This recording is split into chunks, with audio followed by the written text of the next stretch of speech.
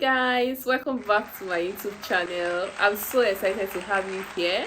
If this is your first time here, welcome. If you've been here before, welcome too. So I'm going to talk about something very dear to my heart today, like something I cherish so much, and that is motherhood and career. I'm going to be talking about balancing motherhood and career using my experience and using my journey. So sit and enjoy. So first, I want to let you know that nobody has it put together. Nobody has it figured out.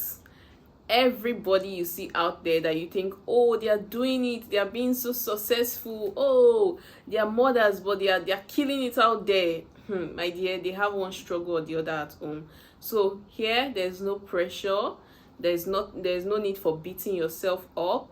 Just take it one step at a time and be proud of yourself. Yes, you're doing so well. The first way I would say I stay sane and I balance motherhood and career is asking the Holy Spirit for help. I mean, what is motherhood without God? How are you even going to do it?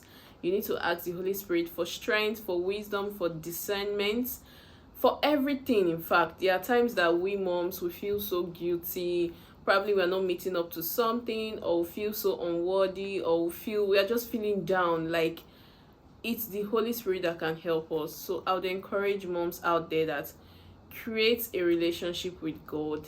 You don't have to spend 2 hours praying or 3 hours praying.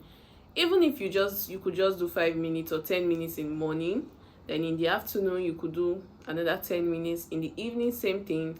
Just be very vulnerable to God. Be vulnerable with the Holy Spirit. Ask for strength, ask for directions. Like, we need these directions, especially for our kids. We need our instincts need to be correct, because it's a lot. So first way I balance my motherhood and my career journey is God, the Holy Spirit. The Holy Spirit have been of great help and is still helping.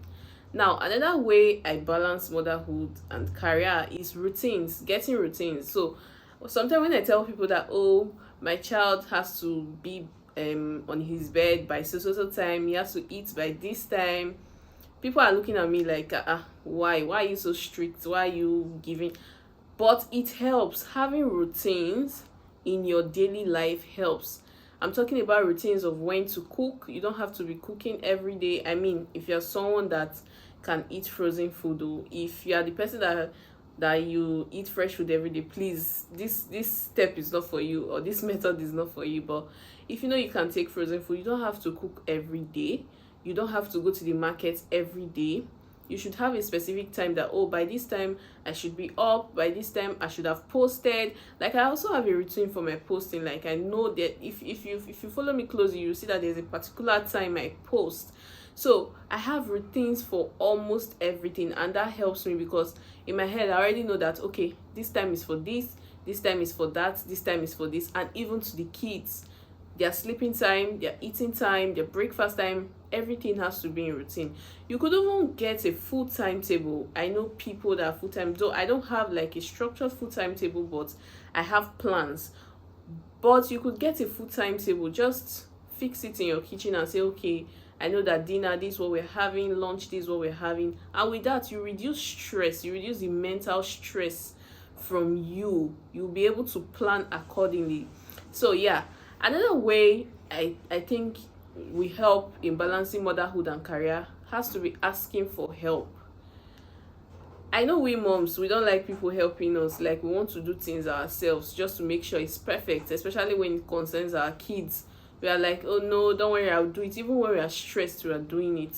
I think that needs to stop in 2025. It needs to stop. Ask for help. You don't need to have a living nanny. There are people who are not comfortable with having a living nanny.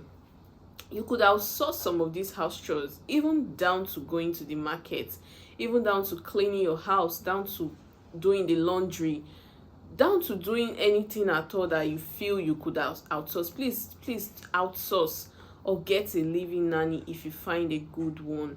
You don't have to do everything yourself. It's going to stress you mentally, physically, emotionally, and otherwise. And if you're stressed as a mom, I don't see how you'll be able to give the best to your kids. emotionally and otherwise. And even to your career, if you're stressed with home chores and everything, how do you intend to focus on your career at the same time? So it's important that we ask for help, talk, speak up, communicate with your spouses, communicate whatever method works for you. I don't know what method works, but whatever method works for you, find a way to do it. Another way to be able to balance motherhood and career: be consistent and persistent in your career, especially if you're a career driven person.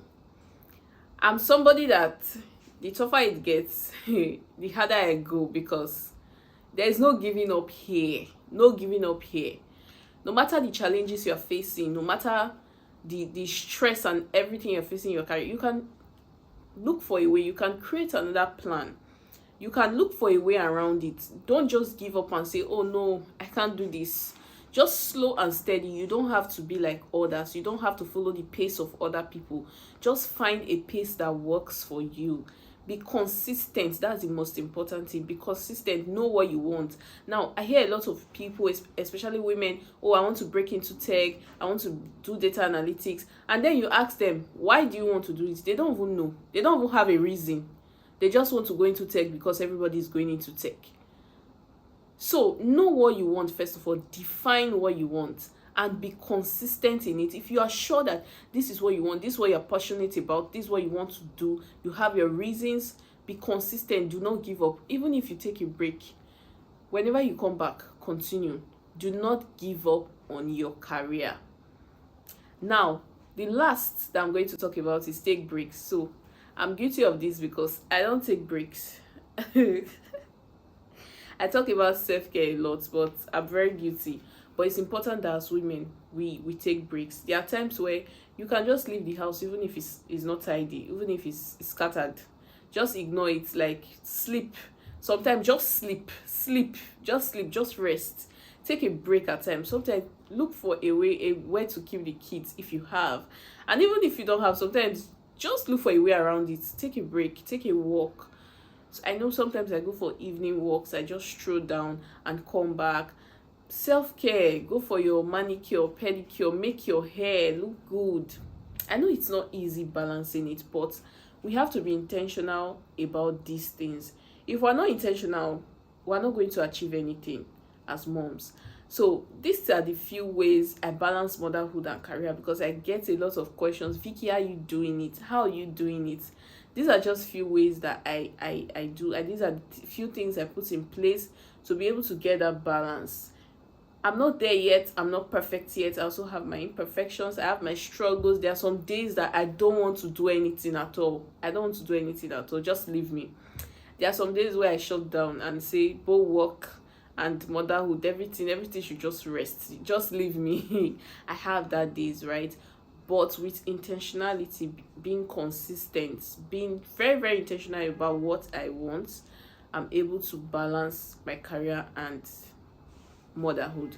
I'm just about 2 years into the tech industry, and I've been able to at least build something reasonable, and that's because I put in these measures in place. So without wasting much of our time, I hope you enjoyed this video. I hope you learned 1 or 2 things in this video. I want you to share this video if this video resonates with you in any way, or if you enjoyed this video, share this video. Subscribe. There's a subscribe button down there. Subscribe. Comment. I would love to hear your thoughts. I would love to interact with you. I would love to talk with you. Comment, like, and I'll see you next Friday. Bye.